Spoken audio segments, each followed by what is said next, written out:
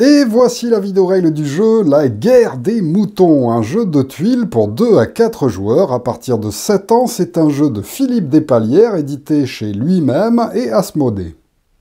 Au niveau du matériel, c'est assez simple puisqu'on ne va trouver que des tuiles à l'intérieur du jeu. Alors tout d'abord, nous avons 4 tuiles recto-verso qui présentent des couleurs de joueurs. Nous avons aussi 4 tuiles avec un point d'interrogation qui présentent un berger d'une des 4 couleurs présentées ici avec 4 moutons sur chacune de ces tuiles. Nous avons une tuile recto-verso qui présente la place du village avec une fontaine au centre et ensuite un ensemble de tuiles recto-verso avec des moutons, des chasseurs et des loups qu'on va toutes placer à l'intérieur du sac. Pour ces tuiles-là, attention, on va laisser par contre la tuile place du village au centre du jeu. Les autres tuiles présentant les différents personnages seront mises de côté pour le moment. Et nous allons ensuite faire une distribution entre les joueurs de ces tuiles avec un point d'interrogation après les avoir bien mélangées, de façon à ne pas savoir qui va recevoir quelle tuile. Donc par exemple, à 4 joueurs, chacun en reçoit une. Ensuite, après avoir bien mélangé toutes les tuiles dans le sac, chaque joueur va en tirer 4 au hasard dans ce sac, sans regarder évidemment, et il va pouvoir les prendre dans sa main. Alors, il est conseillé de les mettre dans sa main gauche, si on est gaucher, par exemple, comme ceci, de façon à pouvoir les consulter facilement en recto-verso au fur et à mesure du jeu, car effectivement, les deux faces pourront servir. Chacun va alors pouvoir consulter secrètement la tuile point d'interrogation qui lui a été attribuée, et ça va montrer à chaque joueur quelle sera sa couleur au fur et à mesure du jeu. Donc là, par exemple, je serai le jaune, mais évidemment, je ne le dis à personne, car ça a une certaine importance de maintenir cette couleur cachée. Nous sommes alors prêts à débuter la partie, mais quel est le but du jeu? Eh bien, nous sommes tous des gardiens de moutons, des bergers qui allons tenter de faire le plus grand enclos possible possédant nos moutons pour remporter la partie. Mais attention, car il y a des loups qui rôdent, et il faudra éviter qu'il y ait des loups qui se trouvent à côté de nos enclos, sous peine d'éliminer tous les moutons qui se trouvent à l'intérieur de ces enclos. Heureusement, il y a des chasseurs pour nous défendre, nous allons voir comment ça fonctionne. On désigne donc un premier joueur, celui qui a été à la campagne le plus récemment, ou celui qui habite à la campagne depuis plus longtemps que les autres, et celui-ci va pouvoir commencer. Il va devoir tout simplement sélectionner une des tuiles qu'il a reçues dans la main pour agrandir le paysage à partir de la place du marché. Évidemment, il va falloir de préférence essayer d'agrandir un enclos de la couleur que l'on possède. Donc par exemple, comme j'ai vu que j'avais les moutons jaunes, eh bien j'ai tout intérêt à essayer d'agrandir un endroit où il y a des moutons jaunes. Le problème, c'est que les autres risquent d'identifier ma couleur trop rapidement, et nous verrons que ça peut avoir une certaine incidence. Donc par exemple, je pourrais me dire, bon, je regarde un peu toutes les tuiles que j'ai.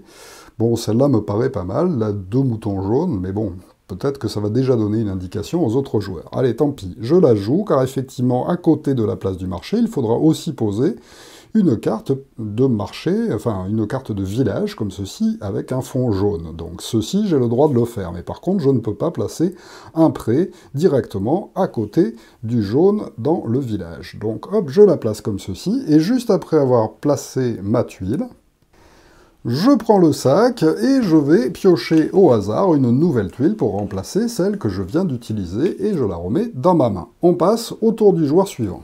Le suivant peut agrandir le paysage soit à partir de la première tuile, soit à partir de la deuxième. Il peut donc compléter à condition que les tuiles se touchent en ligne droite et non pas en diagonale. Donc par exemple, il pourrait placer une tuile comme ceci, ou bien placer une tuile comme ça, car effectivement, dans un pré ne peuvent se trouver que des moutons de même type. Il serait donc interdit de placer la tuile comme cela, car là, il y aurait à la fois des moutons jaunes et des moutons bleus dans le même champ, et ça, c'est interdit. Donc, par exemple, notre joueur pourrait décider de faire ceci avant, lui aussi, de repiocher dans le sac une nouvelle tuile pour l'ajouter à sa main.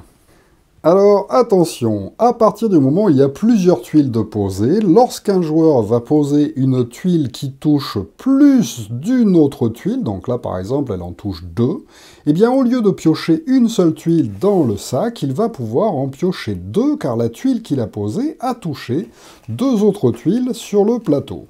Il en pioche donc deux dans le sac au hasard pour les ajouter à sa main et il n'y a pas de limite en nombre de tuiles que les joueurs peuvent avoir en main.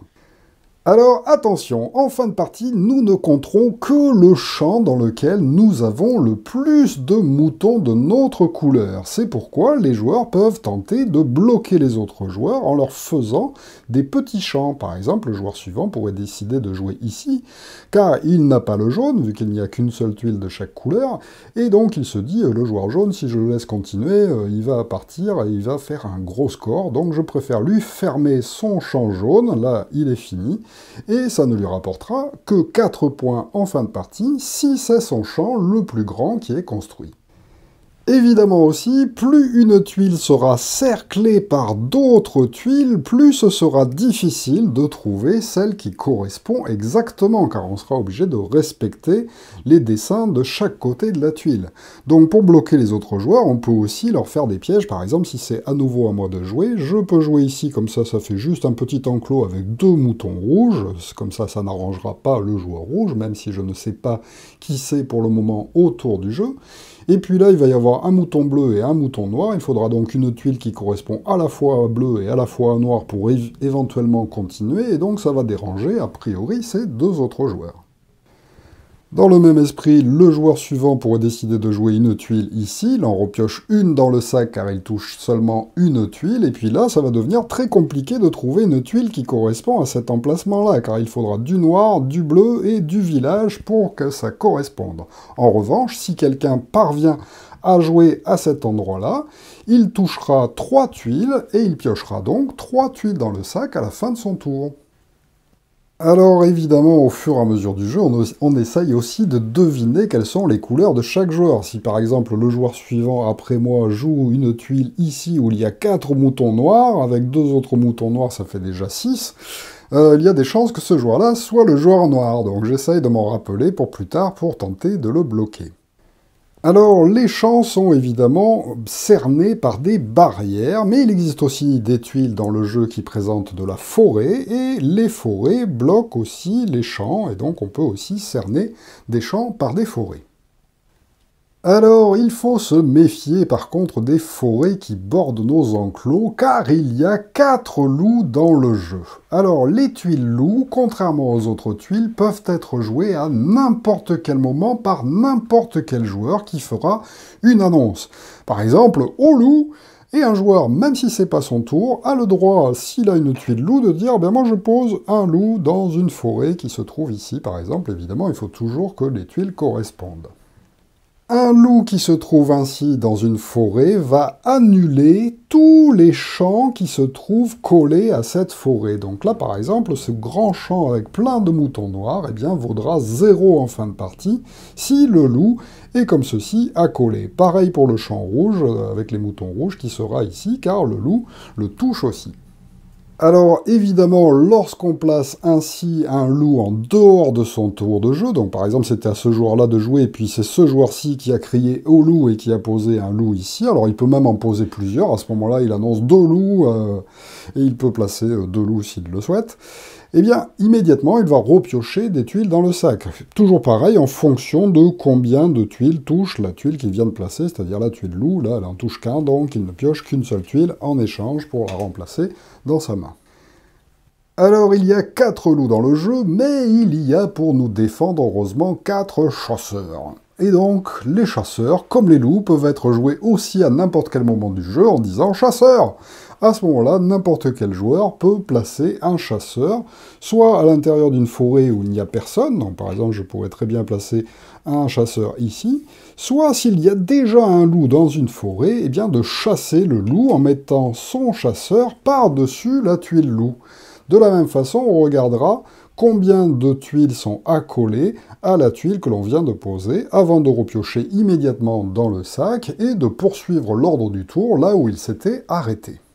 Alors, une fois qu'un chasseur se trouve dans une forêt, ça devient préventif et plus personne ne pourra placer de loup dans la même forêt où se trouve déjà un chasseur. C'est pourquoi, au lieu de poser un chasseur sur un loup, on peut carrément poser un chasseur dans une forêt tout seul, ce qui fait que plus personne ne pourra mettre de loup dans cette forêt et que ça la protège contre les attaques des autres joueurs. Si par exemple je suis le joueur noir et que j'aimerais bien continuer à faire mon champ de moutons, eh bien ce serait sympathique que je place un chasseur ici pour me protéger définitivement contre les attaques de loups de cette forêt. En revanche, si jamais il y a eu plusieurs loups de posés dans la même forêt déjà précédemment, donc imaginons que deux joueurs, ou que le même joueur ait posé deux loups à cet endroit-là, et bien là, malheureusement, il faudra deux tuiles chasseurs, une par loup, pour pouvoir vraiment se débarrasser des loups de cette forêt. Donc, vraiment, pour embêter quelqu'un, lui mettre deux loups dans la même forêt, eh bien, c'est vraiment embêtant, car il va falloir mettre deux chasseurs, et comme il n'y a que 4 chasseurs, eh bien, ça devient difficile. Alors, on peut aussi dévoiler sa couleur à n'importe quel moment, comme pour les chasseurs ou pour les loups, à n'importe quel moment, même si c'est pas le tour d'un joueur, celui-ci peut dire « Hop, stop, moi, je révèle ma couleur et j'annonce à tout le monde que je suis le joueur jaune ». Par exemple. Et immédiatement, ma tuile, je vais pouvoir la placer en jeu de la même façon que d'habitude et repiocher dans le sac le nombre de tuiles auxquelles j'ai droit. Donc là, je place ma tuile ici, parce que ça m'arrangerait de me faire un grand champ jaune à cet endroit-là, et je pioche au hasard dans le sac pour compléter ma main. À chaque fois qu'un joueur place comme ceci sa tuile, eh bien immédiatement, il rejoue. Mais avant ça, on va regarder les petites tuiles de marquage qu'on avait placées de côté en début de partie, et je vais prendre la couleur me correspondant, donc là ma tuile jaune, et la placer devant moi pour que maintenant tout le monde se rappelle que le joueur jaune c'est moi. Donc c'est à double tranchant car c'est une bonne tuile qui présente 4 moutons dessus avec mon berger dedans, donc ça peut être intéressant pour tenter de me faire un grand champ, mais en revanche maintenant tout le monde sait qui je suis et tout le monde peut tenter de m'embêter. Donc, juste après avoir placé cette tuile, eh bien, immédiatement, je rejoue, même si c'est pas mon tour. Donc, hop, je replace une autre tuile, après avoir pioché, bien sûr, le nombre de tuiles nécessaires. Et donc, maintenant que je pose celle-ci, bam, je repioche 2 dans le sac, et là, le tour peut reprendre normalement. Alors, si c'était mon propre tour, je peux le faire au début de mon propre tour, je place cette tuile, je récupère mon marqueur de couleur, je pioche, et j'ai le droit de rejouer, et puis ensuite vient mon tour normal, où je rejoue une tuile, classiquement. Donc ça me permet de jouer 3 fois d'affilée, par exemple. Et la partie se poursuit ainsi, évidemment, avec les joueurs se révélant petit à petit pour placer leur bonne tuile à un endroit stratégique. Évidemment, quand vous êtes le dernier joueur à ne pas vous être révélé, tout le monde connaît aussi votre couleur, mais vous placez votre tuile quand bon vous semble. On continue donc le jeu ainsi jusqu'à ce qu'il n'y ait plus de tuiles dans la pioche. Et lorsqu'il n'y en a plus, on va quand même continuer jusqu'à ce que tous les joueurs aient réussi à placer toutes les tuiles qu'ils ont récupérées.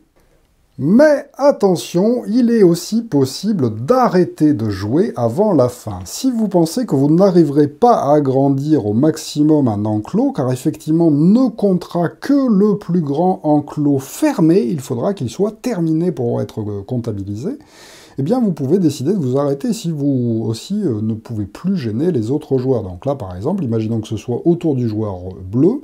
Le joueur bleu a un bel enclos ici qui n'est plus attaquable par les autres joueurs. Il en avait commencé un ici, mais il voit qu'il n'y arrivera jamais à le terminer, car placer 2 tuiles ici c'est trop compliqué. Et bien à ce moment-là, il peut dire, ben moi c'est bon, j'arrête là, je me retire de la partie. Lorsqu'on se retire de la partie, le premier joueur à le faire marquera 6 points additionnels. Le deuxième joueur à se retirer de la partie marquera 3 points additionnels, et le troisième à s'arrêter, si on joue à 4 ou à 3, gagnera 1 point seulement additionnel. Et le dernier, à 4, gagnera rien du tout. Lorsque tout le monde a ainsi arrêté, donc peut-être que tous 3 joueurs vont arrêter, puis que le dernier, il lui reste encore des tuiles, et puis il continue à ce moment-là à jouer tout seul, jusqu'à ce qu'il décide lui aussi de s'arrêter, ou qu'il n'ait plus de tuiles en main, bien à ce moment-là, on peut défausser les tuiles qu'il nous reste encore, et on passe au comptage final.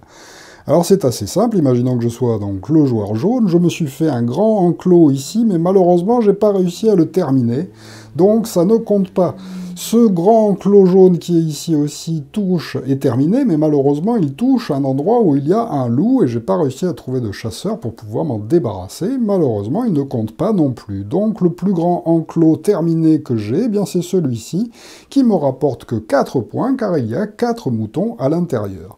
Imaginons que je me sois arrêté en deuxième parce que je savais que j'allais plus pouvoir terminer. J'ai donc 3 points additionnels, 4 et 3, 7, et on passe au décompte des autres joueurs. Le joueur noir a un enclos ici qui fait 4, 5, 6, 7, 8, 9, 10, 11, 12. Il marque donc 12 points car il s'est arrêté en dernier et a donc marqué 0 points bonus. Le joueur bleu, son plus grand enclos terminé, c'est celui-ci, avec 1, 2, 3, 4, 5, 6, 7, 8. 8, et comme il s'est arrêté en premier, il a gagné 6 points supplémentaires, ce qui lui fait 14 au total. Et enfin, le joueur rouge, eh bien ici, il a réussi à fermer un enclos. Malheureusement, c'est aussi à côté d'une forêt où il y a un loup. Ça ne compte donc pas. Son meilleur enclos est donc ici avec 1, 2, 3, 4, 5, 6. Et comme il s'est arrêté en troisième, il a un point de plus, soit 7 points. C'est donc le joueur bleu qui l'emporte. Voilà donc pour la guerre des moutons, un agréable petit jeu de tuiles un petit peu vache, avec un petit peu de déduction pour essayer de trouver qui est qui, pouvoir embêter les autres joueurs de plusieurs façons, vous l'avez vu, soit en fermant leurs enclos le plus rapidement possible, en les bordant par des forêts pour ensuite y jouer des loups, ou en fin de partie, quand on sent que ça s'approche, en ouvrant leur champ, car effectivement, si on fait des ouvertures, les joueurs n'arriveront pas à fermer leur champ, et ne marqueront donc pas non plus de points pour ces enclos non fermés. Les enclos qui ne sont pas terminés serviront uniquement en cas d'égalité entre les deux premiers, enfin entre les premiers joueurs. À ce moment-là, on regardera quel est l'enclos le plus grand qui n'a pas été fermé entre les deux pour départager l'égalité. Voilà, il y a une petite variante aussi à 2 joueurs, on peut jouer avec 2 couleurs chacun. À ce moment-là, eh bien évidemment, on sait les couleurs qu'à l'autre, puisqu'on a les 2 autres. Mais voilà, c'est plus tactique aussi d'embêter l'autre en sachant déjà les couleurs de chacun. Voilà, merci de m'avoir suivi et à très bientôt pour une nouvelle vidéo règle. Au revoir.